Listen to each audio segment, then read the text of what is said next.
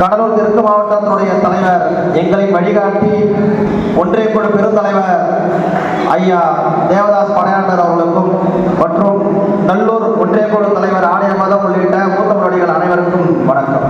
இந்த கூட்டத்தினுடைய நோக்கம் உழவர் பேர் இயக்கத்திற்கான கூட்டத்திற்கு பேருந்திரளாக திறப்பதுதான். அந்த கூட்டத்திற்கு பெருந்திரளாக திறவுனா அந்த ஒருங்கிணைப்பும் ஒற்றுமையோடு அந்த ஒருங்கிணைப்பு பணியையும் செய்யும். இன்னும் 5 நாட்கள் 6 நாட்களுக்குள்ளார அத்தனை பணிகளையும் அத்தனை கிளைகளுக்கும் சென்றால்தான் இந்த மாநாட்டை மருத்துவர் ஐயா அவர்கள் நினைக்கக்கூடிய அளவிற்கு மாநாடுனா ஏதோ இந்த நீங்க எல்லாம் சொல்றீங்க விசிகா கூட விஜய் கட்சி கூட எல்லாம் நாங்கெல்லாம் காசத்தை போட்டுக்கிட்டு அண்ணெல்லாம் சின்ன படையெல்லாம் இருக்கிறாங்க படையாளர்கள்லாம் இருக்கிறாங்க அவங்களுடைய தலைமையெல்லாம் போயிருக்கிறோம். அவங்க தலைமையெல்லாம் போயிருக்கிறப்ப லாஜாலியா போயிருக்கோம். எந்த கட்சியினுடைய கூட்டமும் நம்ம மாநாட்டுக்கு ஈடு இணையாக இருக்காது. இந்த உழவர் பேர் இயக்க மாநாடு என்பது வன்னியர் சங்கத்தினுடைய வன்னியர் இளைஞர் பெருவிழாவிற்கான முன்னோட்டமாக தான் அமைய போகுது. இது ஒரு ட்ரைலர் தான். அந்த ட்ரைலர்லயே 10 லட்சம் பேர் பச்சை துண்டோடு அணிதிரண்டா திருவண்ணாமலை தீபத்திற்கு கூடக்கூடிய கூட்டம் தமிழ்நாடு உழவர்களுக்காக கூடியது என்கின்ற வரலாற்றை திருவண்ணாமலையில் வருகின்ற 21ஆம் தேதி எழுதும். அந்த முன்னோட்டம் அந்த மாநாடு தமிழ்நாடு உழவர்களுக்கான மாநாடாக மட்டுமல்லாமல் அடுத்த 3 நாட்கள்ல தமிழ்நாடே ஸ்தம்பிக்கப்படக்கூடிய அந்த வகையில் தமிழ்நாட்டு இளைஞருடைய எதிர்காலத்தை திருத்தி எழுதக்கூடிய வகையில் ஒரு மாபெரும் போராட்டத்திற்கான நாளை குறிச்சிருக்கிறாரு சமூக நீதி காவலர் மருத்துவர் ஐயா. ஒட்டுமொத்த வன்னியர்களின் இன உரிமைக்காக 3 கோடி மக்களின் கல்வி வேலைவாய்ப்பு உரிமைக்காக நடக்கக்கூடிய போராட்டம். அந்த போராட்டத்துல இதெல்லாம் ஸ்ரீகிருஷ்ண பகுதி எல்லாம் எப்பேற்பட்ட பகுதி என்று எல்லாருக்கும் தெரியும்.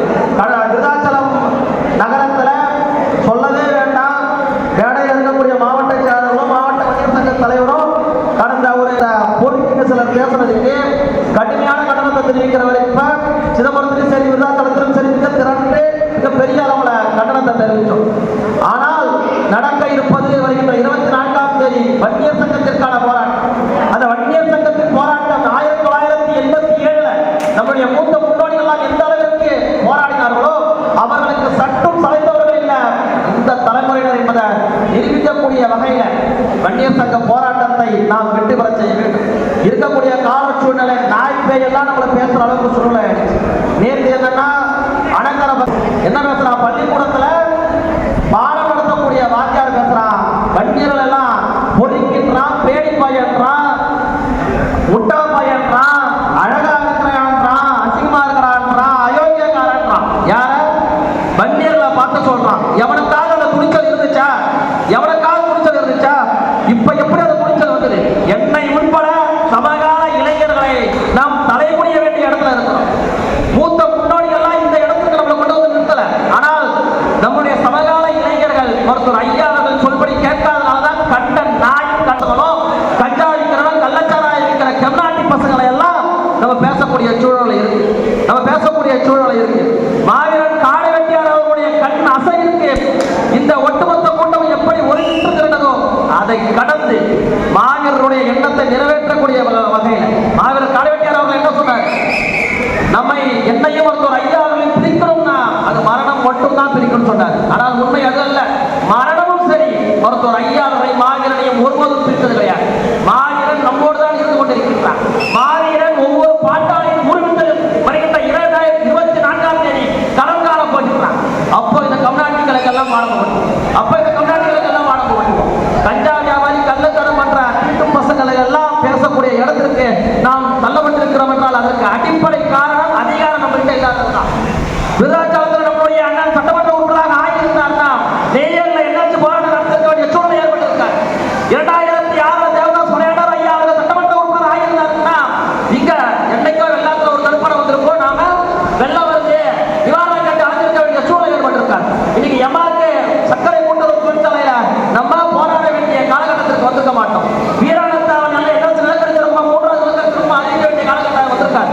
நமக்கு அடிப்படை தேவை இப்ப அதிகாரம். அந்த அதிகாரத்தை கைப்பற்றணும்னா நாம 2026 நமக்கெல்லாம் அருமையான ஒரு தலைவர் கிடைச்சிருக்கிறார். கண்ட கரம்போக்கு பசங்களுக்கெல்லாம் ஒரு கூட்டம் சேர்த்து நிற்கிறானுங்க. தகுதி இல்லாதவெல்லாம் ஒரு கூட்டம் சேர்த்து நிற்கிறானுங்க. பால்தாயில குடிச்சவன் எல்லாமே கூட கட்சி நடத்தி நிற்கிறான். ஆனால் பால் முழுவதும் ஆட்சி செய்ய இந்த படையாட்சி பேரிடம் இன்னைக்கு ஆள தகுதி இல்லாத ஒரு இடத்துக்கு தள்ளப்பட்டு விட்டதா என்கின்ற கேள்வி எழுப்பக்கூடிய சூழல் வந்து இந்த இடத்திலையும் 2026ஆம் ஆண்டு நமக்கான கடைசி குடிமானம் 1987ஆம் ஆண்டு எப்படி வன்னியருடைய வாழ்க்கையில் ஒரு முக்கிய இடத்தை பிடித்ததோ அதே போன்று 2026ஆம் ஆண்டு வன்னியருடைய வாழ்க்கையில் ஒரு பெருமாற்றத்தை நம்முடைய எதிர்காலத்தை மாற்றக்கூடிய ஒரு ஆண்டாக இருக்கும்.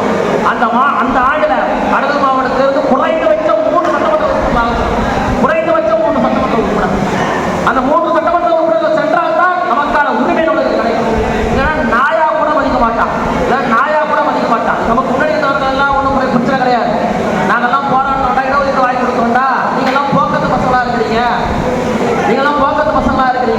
உங்கள்கிட்ட அந்த வீரம் இல்லை, அந்த எழுச்சி இல்லை, அதெல்லாம் சோர்வா போயிட்டீங்களா, நீங்கெல்லாம் வன்னிய இனத்தாரா என்கிற கேள்வி எழுப்பக்கூடிய அளவிற்கு நம்முடைய முக்கிய தலைமுறைகள் போராடி செஞ்சுட்டாங்க. அவங்களே என்னைக்கும் கையை பிடிச்சிட்டு கூட்டிட்டே போக மாட்டாங்க, அவங்களே நம்ம என்னைக்கு சுமந்துட்டு இருக்க மாட்டாங்க. இன்னைக்கு நாம் தான் களத்துல இருக்கணும், நாம் தான் போராடணும். அன்னைக்கு என்ன எங்களுக்கு சிறைக்கு தனிச்சு போராடினாங்களா? நீங்க தேவதாஸ் படையாண்டர் ஐயா அவர்கள் இந்த தள்ளாத வகையில் இந்த கட்சியில் அளவுக்கு செயல்பட்டு இருக்கிறார். எத்தனை வழக்குகளை சந்திச்சிருப்பாரு, எத்தனை போராட்டத்தை நடத்திருப்பாங்க, எத்தனை வெடிகுண்டு வழக்குகளை சந்திச்சிருப்பாங்க. இந்த பகுதியில் ஒட்டுமொத்தமாக அவர் போராடியதன் பயனாகத்தான் இன்னைக்கு கௌரவமா நம்ம தெருவில் நடமாடவே முடியும். இல்லைன்னா இன்னைக்கு தெருவில் நம்ம கௌரவமா நடமாடக்கூட முடியாது. அந்த சூழலில் நம்ம தள்ளப்பட்டு இந்த உண்மையானவே நம்ம கௌரவத்துக்கு கொஞ்சமாவது விருதாச்சலத்தில் மாவட்ட செயலாளர் நடத்திய போராட்டமும் ஊரடி சிதம்பரம் பட பகுதியில் இந்த பகுதியுடைய மொத்த நிர்வாகிகள் நடத்திய போராட்டமும் தான் கொஞ்சமாக நம்மளுடைய கௌரவத்தை காப்பாற்றுது. அந்த கௌரவத்தை மீட்டெடுக்கக்கூடிய வகையில்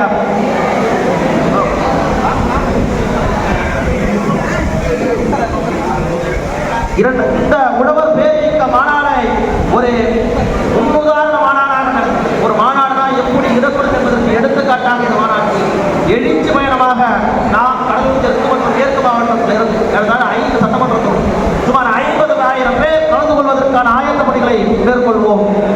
வெல்க பாட்டாளி மக்கள் கட்சி அமையட்டும். அதன் அன்புடைய ராமதாஸ் அவருடைய ஆட்சி